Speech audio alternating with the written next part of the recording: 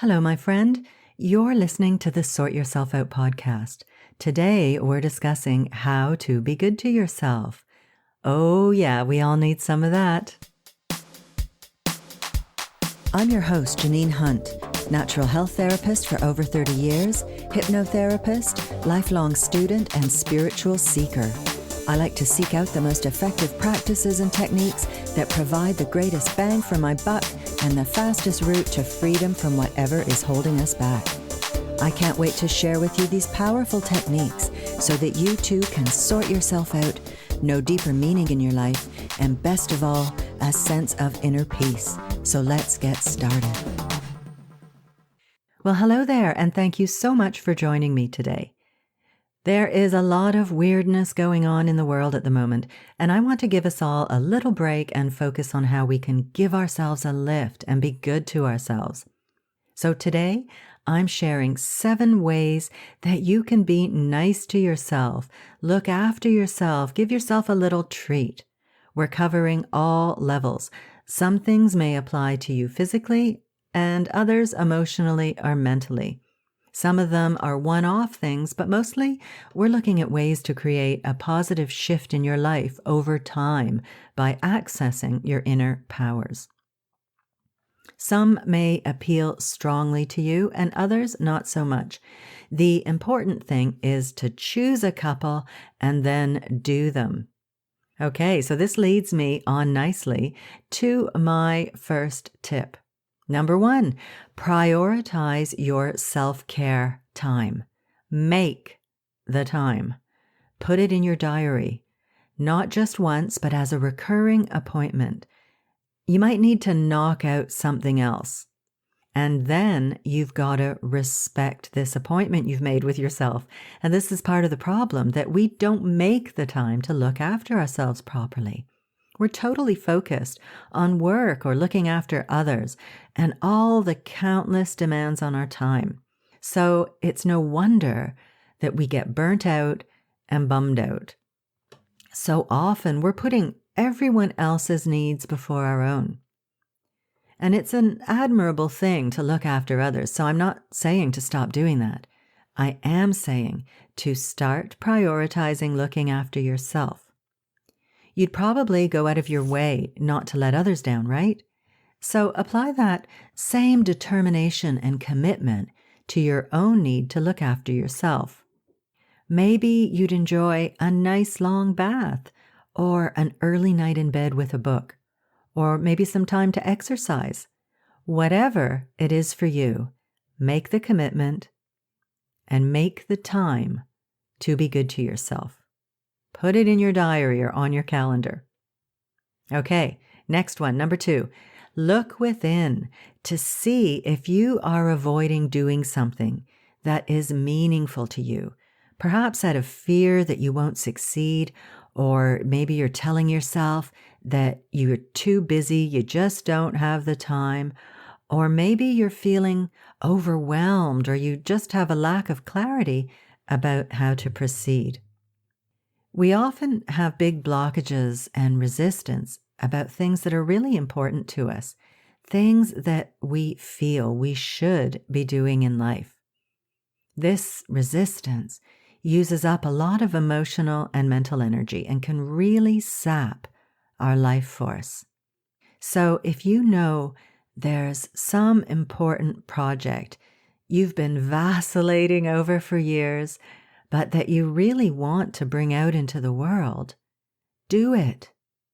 Once again, make the time.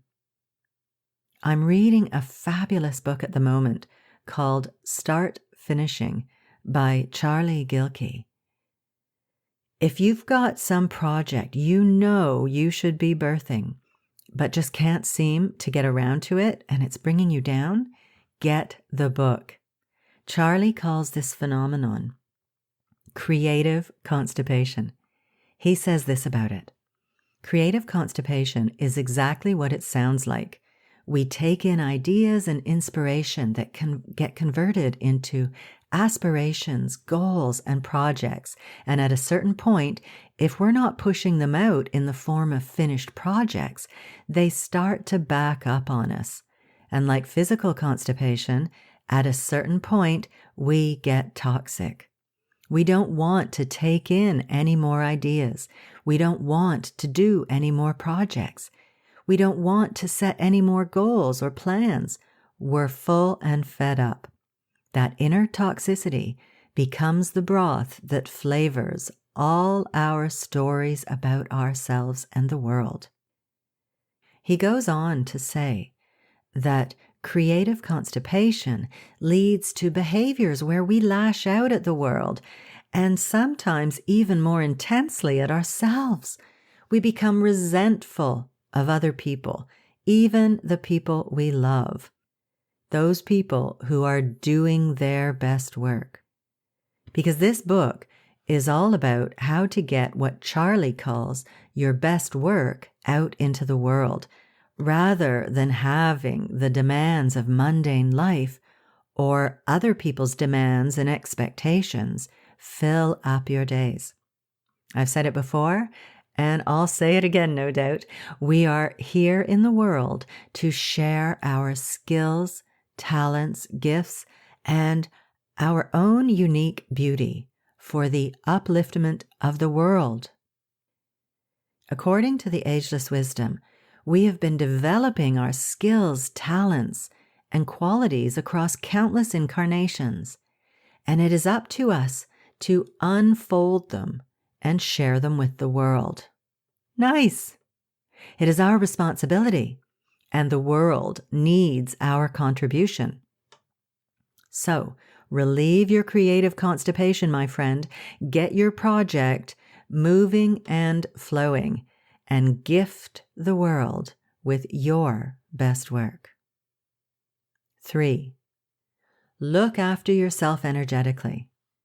Okay, if you've been listening to this podcast for a while, you've probably heard me talk about this one before. Yes, I want you to do Donna Eden's daily energy routine. Donna Eden is a really interesting person. She was born with the ability to see people's energy fields, and she grew up thinking that everyone could see the dynamic colors and shapes that swirl around and throughout the body. Oh, if only I would love to be able to see that. So she teaches energy medicine and energy psychology. And this energy routine came about when her husband, David Feinstein, who's a psychologist, was helping her to refine how she helped people by narrowing down which treatments were the most powerful, and then out of those, which worked for just about everyone, and then from those to select a set of exercises that could be done in 5 minutes and which would establish healthy energy habits in all of the body's energy systems, if done every day. So this routine only takes a few minutes, so try to make it a non-negotiable, meaning an absolutely must-do task on your daily to-do list. Your energy body is the blueprint for your physical body, so keep your energies clear and flowing, and then you can prevent illnesses from establishing themselves in your physical body. So look up Donna Eden energy routine or daily routine, and you'll find her video on YouTube, but I'll also put a link in the show notes. It only takes a few minutes. You'll get used to it, and it'll come to you really quickly. So after a few days, you won't even need the video. Number 4, don't future self yourself. This one is about being good to future you. That's a neat idea, isn't it? So don't procrastinate and leave all that nasty stuff you don't feel like dealing with today for poor future you. You know you won't thank yourself when you get there, and you've got a mountain of you-know-what on your plate. If you take this idea to heart, you will be way happier in life, as you won't be constantly chasing your tail, feeling burdened and overwhelmed. I had a funny instance the other day when I looked back and thanked my past self, because My past self was feeling tired and harassed and was considering procrastinating and future selfing myself. Ooh, getting a little convoluted here. I hope you're with me. But my past self didn't procrastinate. I thought instead how crappy it would be to leave it for my future self. And then when that time arrived, I could potentially have been embroiled in the crap. And I had a nice little moment of recognition. Wow, this is that moment. Thank you, past self. I could have been in it right now, deep in the crap, and instead I thanked myself and I gave myself a little pat on the back, and I just had a moment of appreciation for myself. So, be good to yourself now, and also be kind to your future self. Number 5, listen to your intuition. We all receive guidance that points us to the things we need to thrive, but we need to learn to listen and to take note. How many times have you said when something shitty happened, "Oh, I heard a little voice, but I ignored it"? The Ageless Wisdom describes intuition as the higher counterpart in the human kingdom to what instinct is in the animal kingdom. It is direct spiritual cognition or infallible knowledge. Now, most of us are far from considering our intuition to be infallible. But when you start to use it, it becomes more reliable. You get used to it. You hear it with more clarity. You begin to trust it. You're basically building your intuitive muscle. You may need to learn to quieten your mind so there's not so much clamor and noise that you can't hear the little voice of intuition. So I suggest you take up meditation for that. There's nothing better than meditation than for learning how to quiet your mind. Number 6, spend some time with people you love, people who are supportive and who bring you joy. Now, as I'm recording this, the world is in the midst of the coronavirus crisis, with many countries on lockdown to stop the spread. But you can connect with people still on Skype or on Zoom or on the phone. It's important to keep in touch with others to avoid feeling isolated, especially at this particular time in the world. Ah, yes, we are in weird times. There is no doubt about it. I hope that if you're listening to this in the near future, that it's all over and that we have resumed normal life and our freedom, but on a higher turn of the spiral, way better than we were before. And all down the line, individually, collectively, in society, on a national and global level. We want a higher turn of the spiral. Okay, number 7. Be creative. Paint, sew, garden, make music, or whatever your thing is. So often we drag ourselves dutifully through all of the stuff and demands of mundane life and find that there's no time left over for the stuff that brings us joy. Boo! But these creative pursuits refuel us and feed our soul. They're the activities that get us in that flow state where we're so absorbed in what we're doing that we don't even notice time passing. So be sure to make time for your hobbies and the things you love to do. This will bring you some much needed and spirit boosting joy. Okay, there we go. My 7 ways to be good to yourself. And I'm going to give you a little bonus one. Number 8, eat cake. Whoops, how'd that get in there? No, number 8 is to give yourself a nice relaxing break at the Quantum Liberation Spa. What the hell is that, I hear you ask? Well, it's a guided meditation I created that gives you some quality me time as the quantum energy healers free up and cleanse old stuck energies and outmoded beliefs from all levels of your being. And get this, restore the divine blueprint of optimal function, balance, harmony, and wholeness. Holy cow, I need some of that myself. This guided meditation is less than 20 minutes long and guides you to free yourself energetically of beliefs and patterns that no longer serve you, and to create a powerful anchor to access a heightened state of well-being whenever you want. And it even includes a suggestion to drift off to peaceful and restorative sleep if you're listening to it at night. It's called the Quantum Liberation Spa Guided Meditation, and you can get it from the link in the show notes or at the inspirationcloud.com/SYO20. And those are the numbers 20, not the word 20. So that's the inspirationcloud.com/SYO20. Okay, my friend, that is all for today. So let's just do a quick recap before we go eat cake. Exercise or whatever. Okay, number 1, prioritize some self-care time. Make the time, make the commitment to be good to yourself. 2, don't be creatively constipated.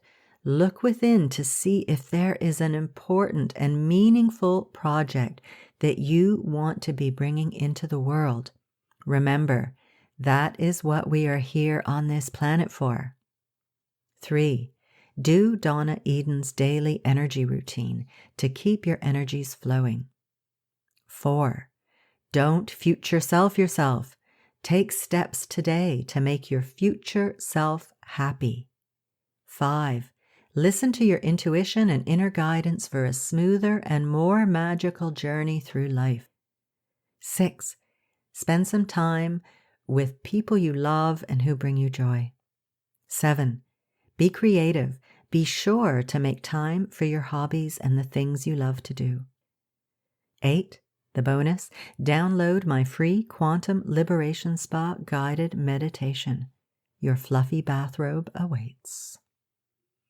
Okay, now you may have noticed that there is a theme running through many of these, and that is the need to make time. So start making appointments for these things, even if they're only appointments with yourself. Carve out the time in your life to be good to yourself, to bring yourself some joy. Now, if you're interested in learning more deeply about all of the uplifting and life-enhancing topics we discuss here in the podcast, why don't you go and sign up to the wait list for my new membership called The Inner Circle? In this monthly membership, I'll be offering my most powerful top-down techniques to sort yourself out, to free yourself of your hang-ups and blockages, to take charge of your mind, and to nourish your soul.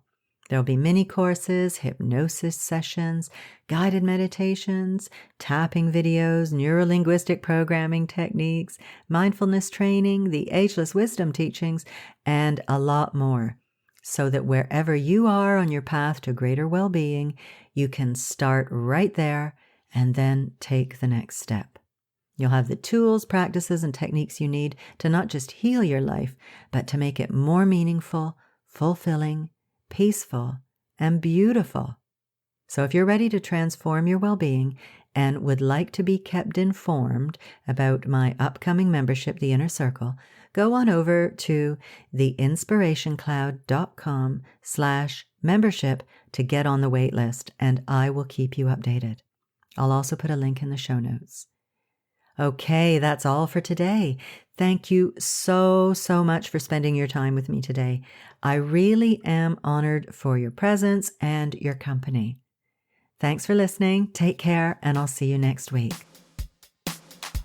Thanks so much for listening to the podcast. I really hope you found it helpful and full of uplifting ideas that you can put into practice in your life.